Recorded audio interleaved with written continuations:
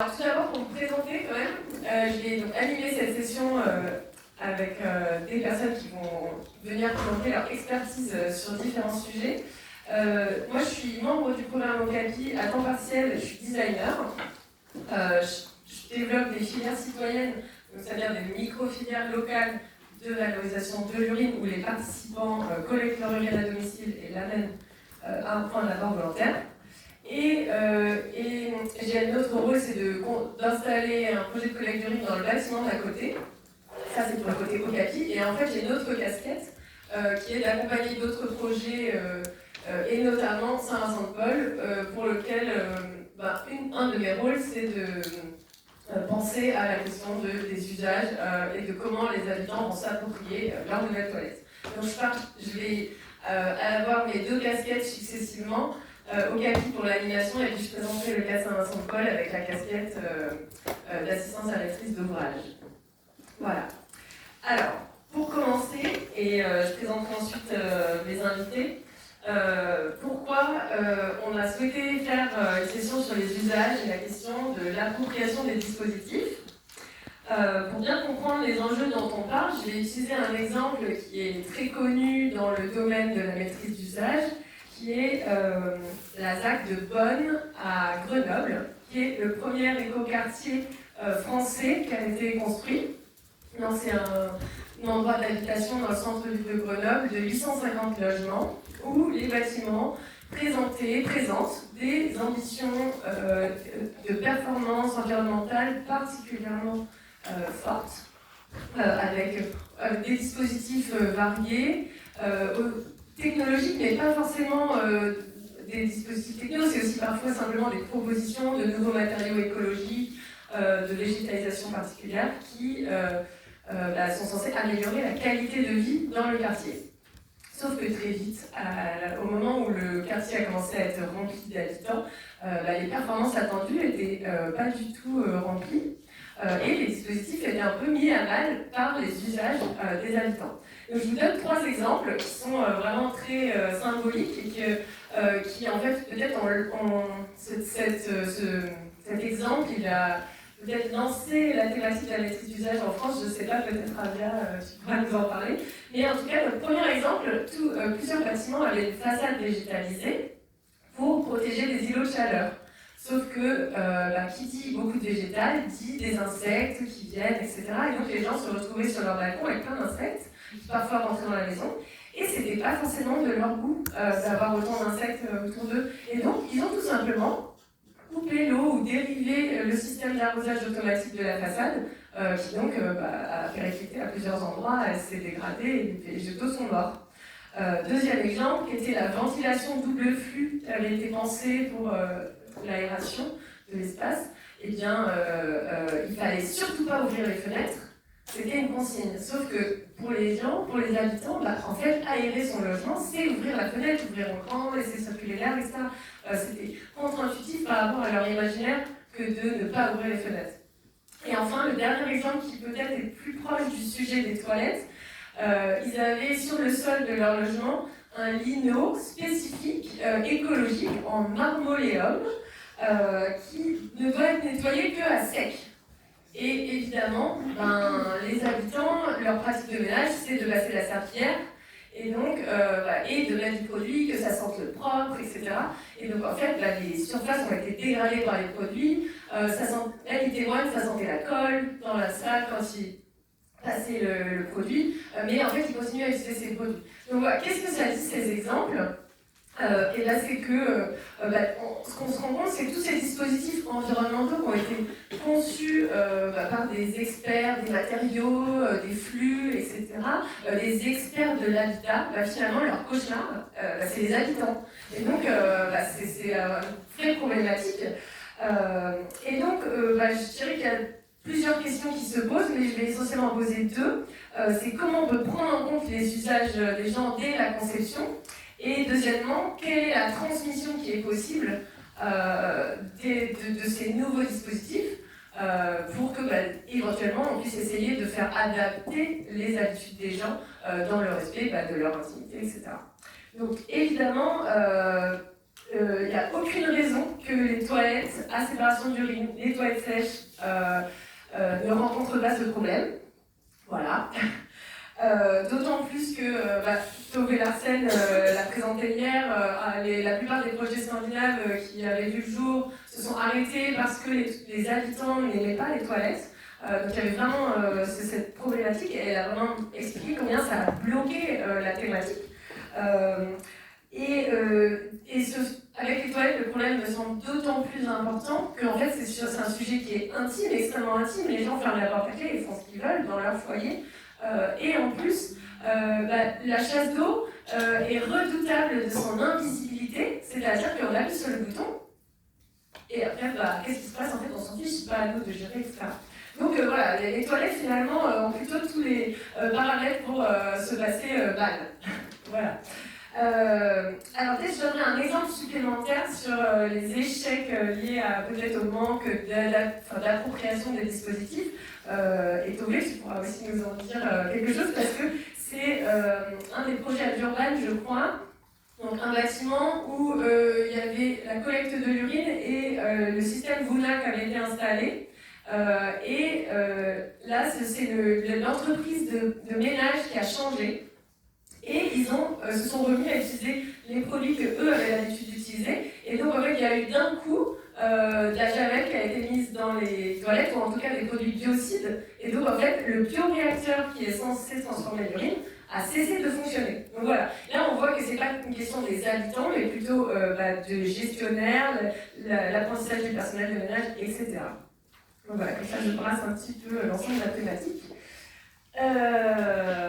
Et je vais quand même finir sur une note positive, puisque depuis quelques années, et fort de ces quelques échecs, notamment celui de Grenoble, il y a des personnes qui essaient de modifier cette manière de faire l'habitat. Et donc, je présente en premier Agathe Chiron, qui est designer et architecte, c'est architecte, et qui a mené toute une étude sur les toilettes en milieu scolaire, en particulier au collège. Donc, qui présentera un petit peu cette thématique et qui s'intéresse à comment on peut co-concevoir avec les futurs usagers. Rabia Henkel, qui est dirigeante et fondatrice de Courtoisie Urbaine, une agence spécialisée en assistance à maîtrise d'usage, donc pour justement essayer de favoriser cette appropriation. Et donc on voit qu'il y a des personnes dont le métier c'est de faire ces accompagnements, donc c'est une bonne chose déjà, on a quelques guides pour essayer d'améliorer la situation à cet égard.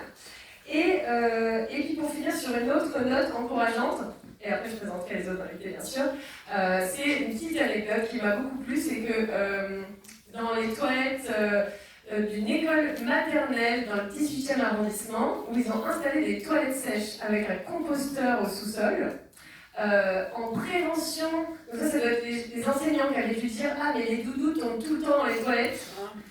Et là, en prévention, parce qu'évidemment, dans une toilette à chasse d'eau, si le doudou tombe, on peut encore l'attraper. Dans un composteur au sous-sol, c'est moins cool. Et donc là, ils ont fait une salle d'attente pour doudou devant la toilette. Donc voilà, il y a des gens qui font des choses super quand même en maîtrise d'usage. Voilà, j'ai probablement déjà dépassé mon temps de parole. Non, ça va encore. Donc ensuite, on va parler justement de ces toilettes sèches avec un composteur au sous-sol qui sont dans des bâtiments recevant du public, avec Vincent Reitel, qui est donc architecte à la ville de Rony et en charge notamment de deux bâtiments qui présentent ce dispositif. Donc, il va vous expliquer comment ça marche et comment ils ont adapté leur gestion pour que ça marche au mieux. Et enfin, Bruno Raguedjian, qui est un habitant qui participe à un projet de collecte d'urine à domicile, qui est le projet que j'ai mentionné tout à l'heure, que j'ai développé avec justement un groupe d'habitants depuis 2022 maintenant. Voilà. Merci en tout cas d'avoir accepté l'invitation et je vais pouvoir passer à la suite.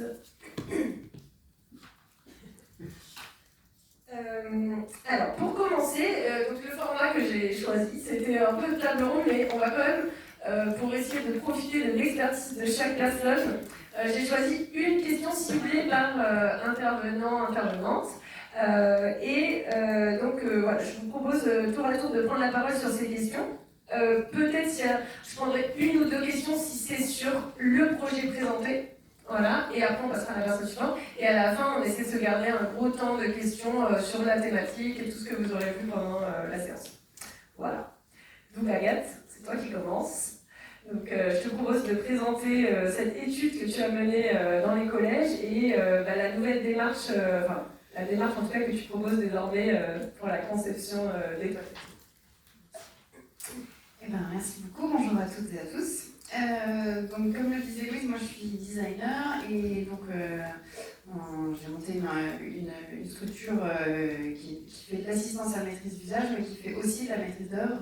Et donc du coup, on est appelé pour faire des expérimentations échelle 1 et ça nous permet du coup d'être dans la recherche et dans le test.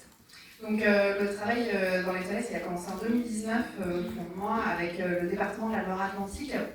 Alors, je vous ai mis qui a commandé parce que c'est pas anodin, en tout cas, dans comment on arrive dans le passage à l'échelle ou pas. Donc là, c'était de la direction de l'innovation et la direction de l'éducation qui avait décidé d'avoir une étude vraiment pour comprendre les comportements et les dysfonctionnements qu'il pouvait y avoir dans les collèges. Donc on avait un panel de collèges dans le rural, dans le citadin, enfin, pour avoir vraiment toutes les configurations. Et j'étais en duo avec une anthropologue pour cette mission. Donc c'est une mission qui nous a permis de relever à la fois des défaillances purement techniques, enfin, comme on en voit tout le temps, c'est-à-dire ce dévidoir là, qui a tout le temps le chiffre de laisser papier coincé, ou alors qui est toujours placé derrière parce qu'on a l'impression qu'on a des bras derrière la tête. Enfin, voilà, et donc tout ça, c'est du dysfonctionnement technique qui s'explique, hein, parce que le gestionnaire, quand il commande ça, il a ses bonnes raisons, et le technicien, quand il le met bien haut derrière, il a aussi sa bonne raison. Mais c'est donc voilà, une liste de dysfonctionnements purement techniques et aussi après des dysfonctionnements qui sont qualifiés de dysfonctionnements plus d'usage sur le volet social. Donc il y en avait pour tout le monde. Il y en avait à la fois sur le volet purement hygiénique et de santé et à la fois sur le volet dysfonctionnement social parce que finalement le seul endroit où on permettait finalement de faire salon aux enfants, c'est un peu les toilettes quand même. Donc là, l'étude, elle a permis de mettre ça en avant. Et donc, nous, on a fait ce travail d'immersion beaucoup sur place. Ça, c'est vraiment une démarche que j'ai tout le temps. C'est vraiment une immersion et puis participant. C'est-à-dire qu'on va faire le ménage avec les femmes de ménage, on est avec les enfants dans les toilettes. Parce qu'en fait, les gens ils déclarent des choses, mais ils ne font pas la même chose que ce qu'ils déclarent. Donc, il faut faire avec eux. Et donc, une fois que nous, on avait un peu ce panel-là, ce qu'on fait, qui a un temps qui est toujours hyper important, c'est vraiment le partage de ça avec les usagers eux-mêmes. Et donc là, il y a une espèce de prise de conscience où on va chercher vraiment de l'empathie des uns et des autres pour que, à la fois, la femme de ménage, elle comprenne le point de vue du gestionnaire, qui comprend le point de vue du CPE, qui comprend le point de vue de l'enfant, et où là, en fait, on s'aperçoit que tout le monde a des intérêts et des besoins qui sont parfois contradictoires. Donc ça a donné lieu, je vous les ai amenés aussi parce que la qualité des rendus a aussi son impact. Donc on a fait ce qu'on appelle un panorama des usagers, où on a listé tous les usagers et où on a mis à chaque fois pour chacun de qui il dépend, quel est son besoin, quel est son rôle, quel est son perçu, quel est son vécu, quels sont ses problèmes. Donc ça a été un document de base. Et, ouais, vas-y. Et ensuite, ce qu'on a fait, c'est que un des gros résultats, c'était quand même de dire que, étant donné que c'est le seul endroit où on permet de faire salon, en fait, même si on règle tous les volets techniques, donc ça, on a fait un document, qui a une double face. Donc le guide d'accompagnement sur le volet sanitaire, donc là-dedans, on leur a fait plein de propositions avec des solutions. Donc à chaque fois, on a une entrée par usage. Donc on se dit, il faut ne toucher à rien, c'est quand même l'objectif de l'enfant, parce qu'en même temps, son parent lui a dit, tu touches à rien dans les sanitaires communs. Donc forcément, il tire la chasse d'eau de son pied, forcément, ça lui fonce la chasse d'eau. Mais bon, ça existe en fait, les chasses d'eau pédales au pied. Il y en a dans les cafés, il y en a dans les SNCF, il y en a partout. J'ai pas encore réussi à en mettre dans les collèges. Et donc après, on leur a fait un sourcing de solutions, et donc on a expliqué comme ça, et donc ça a été un des livrables que l'on a rendu. Et donc ça, c'était vraiment sur le volet purement technique. C'est assez simple de trouver des bonnes choses. C'est un peu cher, mais ça. Et puis, de l'autre côté, et on l'a fait volontairement sur un recto verso d'un même document, c'est de leur dire, en fait, tant que vous ne faites pas des efforts pour les espaces récréatifs, pour leur permettre de faire salon, vos toilettes seront toujours défoncées. En fait. Et de l'autre côté, c'est la même chose. On a fait à chaque fois une entrée usagée et plein d'images de référence pour expliquer quels étaient les besoins du point de vue des enfants, mais aussi du point de vue des surveillants, pour que du coup les deux espaces fonctionnant ensemble puissent s'équilibrer. Donc ça a été donc cette mission, je vous disais, elle était par l'innovation et l'éducation. Donc ils étaient tous très contents du rendu, du livrable et puis de ce que ça donnait. Par contre, de là à ce que ça atterrisse dans le bureau d'à côté, qui est la direction du patrimoine ou la direction du bâti pour la gestion quotidienne, là franchement, non, ça marchait pas du tout. Donc j'ai attendu quelques années, et en 2021, donc, il y a le département du Val d'Oise, qui là était quand même un peu plus mûr, et donc lui c'était la direction du service de l'innovation et le patrimoine, donc pas sur les grands projets, les nouveaux collèges, mais sur la rénovation des collèges existants, qui du coup m'a demandé d'embarquer ses équipes, et donc on avait là un travail qui était à la fois de concertation dans les établissements scolaires, à la fois un travail de conception à assurer, et cette conception on devait la faire avec les chargés d'opération du département. Et donc ça intégrait finalement un volet de formation en cours de travail avec eux. Donc là c'était super parce que chaque chargé de projet avait vraiment son tempérament, son vécu, ses idées sur ces sauvages d'élèves. Et du coup, on a travaillé avec eux là-dessus et chacun a proposé des solutions esthétiques qui n'avaient rien à voir les uns avec les autres. Donc nous, on est vraiment en support. Et donc là, notamment, je vous ai présenté celle-là parce que c'était celle sur laquelle on a mis un sacré paquet, mais je dirais esthétique et financier. Parce qu'en fait, on avait là une chargée de projet qui disait que les élèves défonçaient toutes les cuvettes en céramique. Et donc il fallait impérativement de la cuvette en inox. Bon, la cuvette en inox, ça coûte hyper cher, mais bon, si elle pense que c'est vraiment le truc qu'il faut tester, nous ça faisait partie de la grille de tout ce qu'on pouvait tester pour améliorer les choses, donc allons-y, testons-le. Par contre, c'est un vocabulaire carcéral qui est hyper fort en fait. Donc il fallait atténuer, il fallait contrebalancer ce vocabulaire carcéral de manière hyper forte. Et donc on a joué le full cover. Parce que j'avais aussi lu qu'à la SNCF, en fait, c'était un des facteurs qui avait fait que les gens avaient mieux aimé les sanitaires du TGV. C'est quand ils ont mis ces full cover avec ces motifs, vous voyez, d'arbres, de petits galets et tout ça. Là, en fait, on voyait plus la tache d'eau qu'on prend pour du pipi. En fait, l'impression de saleté, elle est toujours plus forte que la saleté réelle. Et donc, du coup, voilà, noyé dans le motif, hop, on regarde autre chose, et du coup, on n'est pas focus sur la tache d'eau. Donc on a joué des univers, voilà, donc on a des toilettes, on est dans la forêt, d'autres au milieu des calanques. Et du coup, voilà, on a choisi plein d'équipements qui allaient dans le sens d'une très grosse solidité. Et là, vous les voyez à peine, et les enfants aussi, vous voyez, dans le sanitaire qui est le plus à gauche, comme ils refusaient de mettre des miroirs, parce que les enfants, ils ne voulaient pas que les enfants aient des miroirs, parce qu'ils cassent les miroirs. Du coup, on a mis du polymiroir pour que quand même, s'ils ont un bouton ou s'ils ont de la salade dans les dents ou s'ils ont un élastique à remettre sur leur appareil dentaire, ils puissent trouver un petit miroir à l'intérieur. Sauf qu'en fait, comme ça se fond complètement dans le décor, ils ne les voyaient pas. Voilà, notamment la poubelle, mais ils ne voyaient pas la poubelle. Donc voilà, en tout cas, je vous le dis parce que, du point de vue esthétique et du point de vue des enfants, en fait, ils étaient super contents. Pour eux, ça marche super bien.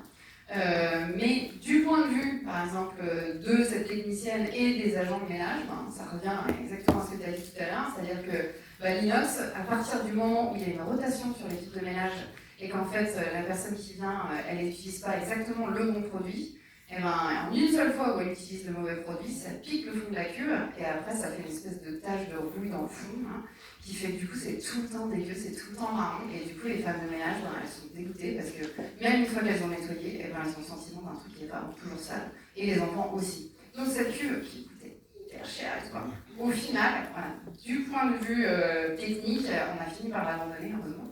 Et voilà, donc c'est aussi cette question de l'évaluation qui là est permis parce que dans le Val d'Oise, on a une cellule d'innovation avec une sociologue qui continue de faire l'évaluation des années après et avec qui on continue, nous, même quand notre mission est terminée, d'être en lien pour pouvoir avoir le retour usager et de l'ensemble du panorama des usagers. Et donc ça nous a permis, et donc là c'est un retour en Loire-Atlantique, et là on vient de le livrer cette année, donc on vient de l'inaugurer, c'est un collège qui enfin intègre toutes les préconisations techniques et pas mal de préconisations d'usage qu'on a pu tester donc, sur les collèges du Val d'Oise. Et là, je vais pas amener parce que c'est moche, mais j'aurais dû. Le livrable, c'est pas des beaux dessins, c'est pas des belles perses, c'est pas des jolies images de rêve, parce qu'en fait, à la direction du patrimoine, ils travaillent avec des tableaux Excel. Et qu'à partir du moment où j'ai compris ça et que j'ai transcrit tout ça en tableau Excel, ils ont compris en fait. Et puis ils ont intégré dans les fichiers espace, puis ils l'ont intégré dans le programme. Et puis du coup, c'était. Voilà. En fait, il fallait juste parler leur langage, quoi. Et donc voilà, donc on a enfin des sanitaires, on n'a pas 2 blocs mais 4, qui donc veut dire qu'ils sont moins profonds, on a moins cet effet de tunnel, on n'a plus de porte d'entrée, ça évite au CPE de pouvoir fermer la porte d'entrée, comme ça sonne, pour exprimer son autorité. Hein. Donc on a des miroirs qui sont immenses, qui sont dehors, on a des lavabos qui paraissent grands et sont dehors, comme ça on n'est plus à l'intérieur du bloc sanitaire pour pouvoir les voir. On a des grilles au sol pour pouvoir se taper les pieds, pour ne pas rentrer avec de l'eau, parce que chez soi, on ne rentre pas non plus avec des chaussures qui viennent directement dehors. Et à l'intérieur, on a des cabines qui montent avec des cloisons toute hauteur. On a un dévidoir de papier toilette, vous voyez, qui est double, parce que quand ça se coince dans un, il reste quand même l'autre. Et puis, on a des toilettes qui sont mixtes, parce que ça, c'est pareil, on a réussi à le tester dans certains collèges, et que du coup, c'est hyper vertueux sur l'usage, et pour les garçons et pour les filles. Donc, et voilà, et c'était super parce que quand on est allé la semaine dernière à l'inauguration, j'ai demandé aux surveillants ce qu'ils en pensaient. Et je lui ai dit, vous allez nous ouvrir les toilettes, on va aller voir, hein, je voudrais prendre des photos. Il m'a dit, non, vous savez, c'est des toilettes, en tout cas plus normal en fait. J'ai dit, oui, je n'ai pas, c'est pas hyper normal, en fait, c'est 10 ans de taf en fait. Mais en tout cas, c'était super qu'il dise ça parce que ça voulait dire que tout ce qu'on avait réussi à mettre en place, ça arrivait au bon endroit, au bon moment. Et qu'en effet, on est dans une zone qui est vraiment une zone d'éducation prioritaire hyper vénère. Et que le sujet de la mixité, c'est toujours un sujet particulier. Là, en effet, on a eu 3 gamines le premier jour qui nous ont dit mais c'est où les toilettes des filles et puis en fait, c'était fini. Au bout de 10 jours, voilà. Il n'y avait même plus ce sujet sur la mixité. Donc voilà, donc quand ça arrive au bon moment, au bon endroit, et qu'on ça a été bien écouté et bien fait avec eux, c'est des toilettes toutes normales, quoi. Donc, voilà un peu le retour, et pour vous dire que ça permet aussi, ce tableau Excel, il permet aussi le passage à l'échelle, et il permet d'intégrer les programmes cadres qui font qu'ensuite les départements, dans le Val d'Oise, quand ils produisent 1 à 2 collèges par an nouveaux, et que c'est des collèges 600 ou 800 élèves, on a un passage à l'échelle qui est fort. Voilà, donc il y a quand même des départements où ils se mobilisent bien.